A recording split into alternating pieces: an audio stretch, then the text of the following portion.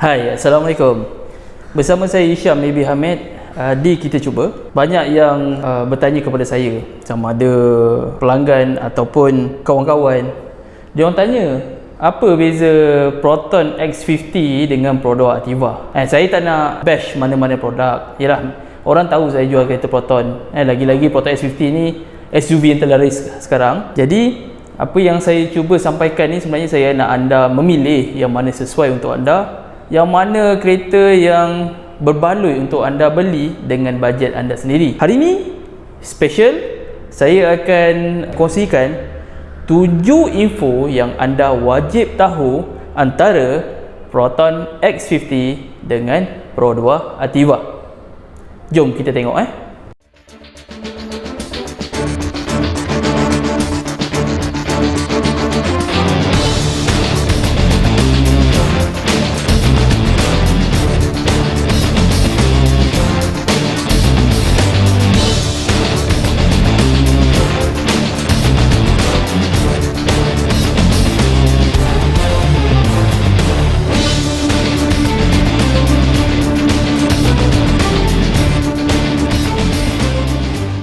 Okey, untuk info yang pertama berkenaan dengan dimension, maksudnya ukuran panjang, ukuran lebar, ukuran tinggi antara kedua-dua produk ni, X50 dan Ativa.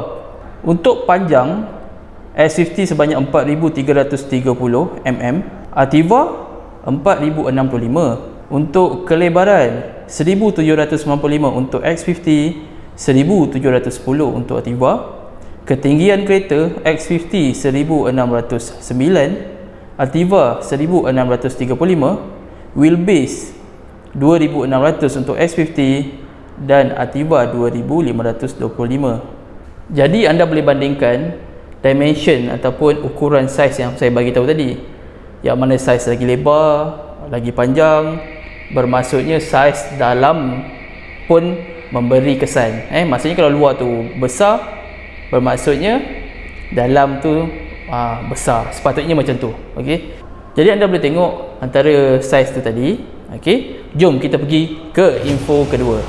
Info kedua ni banyak yang compare kuasa enjin antara X50 dan Ativa. Jom kita tengok berapa kuasa enjin kedua-dua model ni. Untuk enjin performance ataupun kuasa enjin, maximum power X50 sebanyak 177, Ativa 98, max torque Newton per meter 255 X50, Ativa 140. Untuk curb weight bermaksudnya berat kereta 1370 untuk X50 dan 980 untuk Ativa. Jika kita compare antara kedua-dua model ni, memang X50 horsepower sangat besar. Sebab apa? Enjin 1.5cc TGDI, horsepower sebanyak 177 dibandingkan dengan Pro 2 Ativa, yang mana Pro 2 Ativa ni dia 1.0 turbo. Memang minyak jimat tak dinafikan, masing-masing ada kelebihan. Nak power lebih, pergi ke Proton X50. Nak minyak jimat, pergi ke Pro 2 Ativa. Jadi kita boleh tahu 1.0 turbo dengan 98 horsepower tadi, memang saya cakap terus terang lah, Saga 1.3 ataupun Beza pun 1.3, horsepower pun lebih kurang dalam 95 macam tu horsepower. Jadi sebenarnya tak ada masalah untuk anda pilih. Jom kita pergi ke info yang ketiga, transmission ataupun kita sebut selalunya gearbox. Apa gearbox yang digunakan untuk X50 dan apa gearbox yang digunakan untuk Pro 2 Ativa? Untuk X50, Proton menggunakan DCT, dual clutch transmission, 7 speed. Untuk Ativa, first time dalam sejarah Pro 2, yang sebelum ni Pro 2 guna gearbox biasa 480, sekarang Pro 2 dah bertukar ke 7 speed dual CVT. So gearbox pun bermainkan peranan sebenarnya. Bagi saya, sebenarnya tak ada masalah untuk kita pilih DCT ataupun kita pilih CVT. Sebenarnya kedua-dua gearbox ini hampir sama, hampir serupa, cuma cara pergerakannya berbeza. Ikut juga teknologi, ada cakap CVT baik, ada cakap DCT baik. Sebenarnya benda ni hampir sama dan bergantung kepada anda yang memilih. Untuk info keempat, intelligent safety, bermaksudnya ciri-ciri keselamatan yang ada di X50 dan Ativa sebenarnya hampir-hampir sama. kita tengok apa benda yang ada dekat X50 dan apa benda yang ada dekat Ativa. Jom kita tengok. Untuk sistem keselamatan, Tire Pressure Monitoring System TPMS ada di X50 dan tiada di Ativa. Intelligent High Beam Control IHBC ada di kedua-dua model. Adaptive Cruise Control ACC ada juga di kedua-dua model. X50 ada, Ativa pun ada. Intelligent Cruise Control ICC ada di X50 saja, manakala Ativa tidak. Lane Keep Assist LKA ada di X50 dan Ativa. Blind Spot Monitoring System Blaze X50 ada dan Ativa pun ada. Auto Park Assist ada di X50 saja dan 360 kamera ada di X50 saja. Jadi sekarang anda dah tengok apakah perbezaan. Ialah untuk segmen yang berbeza, ada yang cakap yang Ativa ni segmen A ke B. Ada orang cakap masih tak tahu lagi segmen apa yang sesuai untuk Ativa. Untuk X50 segmen ialah segmen B. Okey, jadi kelebihan yang ada dekat X50 contohnya ialah auto parking assist. Auto park assist ni dekat kereta-kereta yang high end, yang 200,000 ke atas, yang mana parking semua sendiri, kereta yang parkingkan, kita cuma duduk diam je. Okey, untuk 360 sebenarnya untuk kereta-kereta mewah yang lain pun jarang ada 360 kamera ni.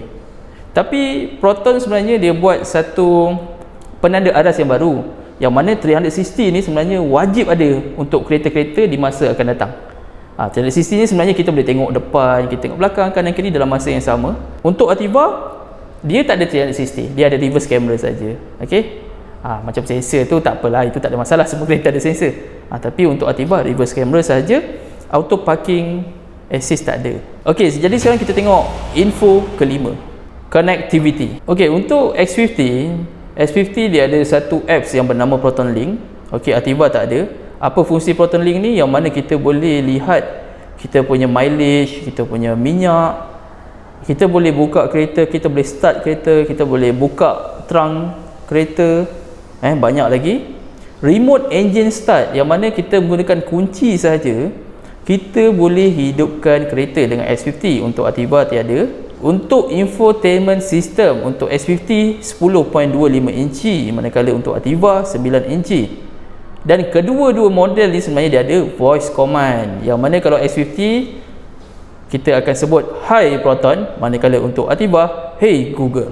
Jadi perbezaan yang ada dekat sini, yang mana yang saya sebut sebelum tadi, X50 dah buat satu penanda aras yang baru, yang mana start dia tadi daripada Proton S70 dengan satu apps yang bernama Proton Link. Sebenarnya Proton Link ni sangat membantu, terutamanya macam kita dah isi minyak, kita boleh tahu kita punya minyak ni tanpa kita masuk dalam kereta, kita just tengok kita punya Proton Link ni, kita dah boleh tahu minyak kita ada berapa, kita boleh tengok kita punya data internet ada berapa, dan kita boleh tahu lokasi kita dan kereta ada di mana. Dan kita boleh tengok kalau semalam ada saudara pinjam ataupun ada abang kakak pinjam kereta, cakap nak pergi ke KL, tiba-tiba kita tengok kenapa kereta kita ada dekat Johor, semua kita boleh tengok dengan Proton Link tadi. Sebenarnya Proton Link ni sangat membantu untuk pengguna X50.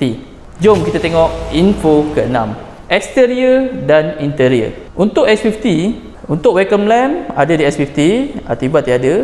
Untuk dual tone interior ada di X50, Ativa pun tiada. Floating floor console, maksudnya selalunya kereta-kereta canggih dia buat floating floor console. Okey, untuk Ativa tak ada. Drive mode display untuk X50 ada, untuk Ativa tiada. Okey, drive mode display ni contohnya macam X50 dia ada mode normal mode, dia ada sport mode, dia ada economic mode. Untuk Ativa dia hanya meter, yang mana meter tu kita boleh tukar kepada color dengan option yang lain lah. EPB with brake hole. Okey, untuk X50 ni dia ada electric parking brake, okey, with brake hole, yang mana untuk Ativa tak ada. Ativa masih menggunakan handbrake. Steering adjustment ni untuk X50 tilt dan telescopic, yang mana kita boleh adjust depan, ke atas, ke bawah, ke belakang. Manakala untuk Ativa dia tilt, maksudnya boleh adjust atas bawah. Tapi sebenarnya ada improvement lah dekat Pro 2, sebab Pro 2 dah boleh buat adjust steering tu. Itu yang paling penting sebenarnya. Sebab kadang-kadang ada setengah orang yang kurus, badan ikut BMI yang betul, Tapi jangan fikir orang yang ikut BMI bermaksudnya orang yang kurus tu ideal, orang yang yang sihat. Ada juga orang bukan yang tak sihat kan, orang yang badan besar, perempuan mengandung. Sebenarnya steering ni memainkan peranan yang sangat penting. Sebab apa? Kita boleh adjust atas ke bawah. Jadi membantulah orang yang perut besar, untuk perempuan yang mengandung, untuk orang yang rendah. Bagus untuk steering adjustment ni. Kalau tak ada memang susah.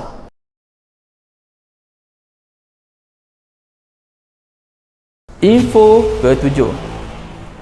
Untuk S50, harga bermula daripada 79,200 sehingga 103,300. Untuk Ativa, harga bermula daripada 61,500 sehingga 72,000. Jadi dekat sini anda pun dapat lihat perbandingan-perbandingan yang ada di S50 dan Ativa. Banyak sebenarnya perbezaan yang ada, cuma saya listkan ataupun saya bagi tahu ni benda-benda yang besar yang perlu anda tahu. Mengapa X50 dan Ativa ni bukan pesaing. Kalau pesaing ni 1.0 turbo, 1.0 turbo segmen yang sama, itu baru kita bersaing. Tapi kalau untuk X50 dan Ativa, sebenarnya kita tak boleh nak comparekan kedua-dua ni. Sebenarnya nak compare senang je, satu benda je, compare duit anda. Kalau duit anda cukup, anda pergi S50. Duit anda kurang, pergi ke Ativa. Sebenarnya tak ada masalah untuk anda memilih. Memilih ni sebenarnya hanyalah anda saja.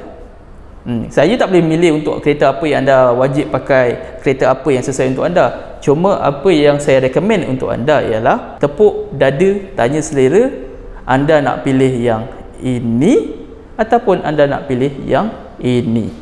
Terpulang kepada anda. So, buat keputusan yang bijak. Jangan membuta tuli, menghentam sana, menghentam sini. Okey, sebenarnya kedua-dua kereta ni sangat bagus. Tak ada masalah pun kalau dia guna elektrik, parking brake ke, dia guna handbrake, sebenarnya tak ada masalah. Sebenarnya dua-dua kereta yang sangat bagus. Teknologi dua-dua kereta pun saya rasa dan saya yakin dua-dua sangat bagus. So, anda lah yang perlu pilih yang mana sesuai. Okey, jadi kita jumpa lagi di video akan datang. Saya akan keluarkan satu selling point yang menarik untuk S50 untuk anda semua tengok. InsyaAllah kita jumpa lagi. Ingat, lihat, dengar, kongsi. Kita cuba. Assalamualaikum.